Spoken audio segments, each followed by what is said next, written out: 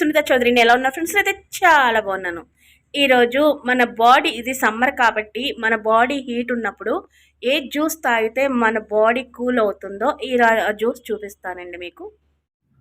చూడండి ఫ్రెండ్స్, ఒక గ్లాస్ తీసుకున్నాను. ఈ గ్లాస్లో వచ్చేసి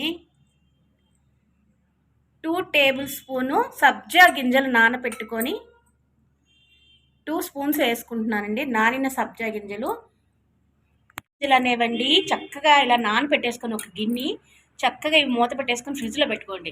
మనకి కావాల్సి వచ్చినప్పుడల్లా 2 స్పూన్స్ ఇలా తీసుకొని జ్యూస్ కలుపుకోవాలన్నమాట. చాలా ఉపయోగపడుతుందండి. ఇలా ముందు నానబెట్టుకొని ఫ్రిడ్జ్లో పెట్టేసుకోండి.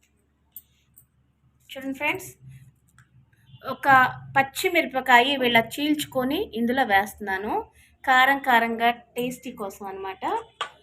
నెక్స్ట్ వచ్చేసి నిమ్మకాయ చెక్కలా కోసేసి 2 నిమ్మకాయ చెక్కలు వేసుకుంటున్నాను అనమాట.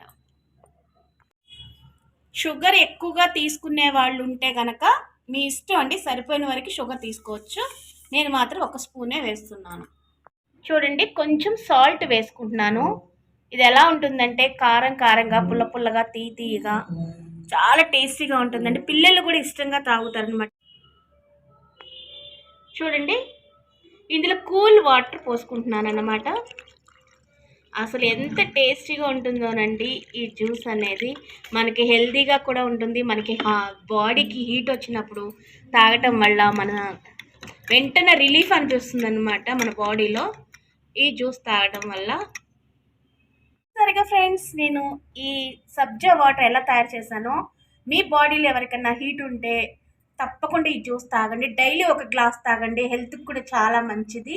పిల్లలకు కూడా ఇవ్వండి. పులుపులుగా తీయగా చాలా టేస్టీగా తాగుతారనమాట. చూసారు కదండి, ఈ జ్యూస్ ఎంత బాగుంటుందంటే టేస్టీగా తాగి చూపిస్తాను మీకు. ఆహా, కడుపులో చల్లగా ఉంటుంది. మీ ఇంట్లో ఎవరైనా పెద్దవాళ్ళు ఉంటే తప్పకుండా ఈ జ్యూస్ ఇవ్వండి. పిల్లలకు కూడా ఇవ్వండి. ఇది చాలా టేస్టీగా ఉంటుంది. హెల్త్కి కూడా చాలా మంచిది. Okay friends, bye.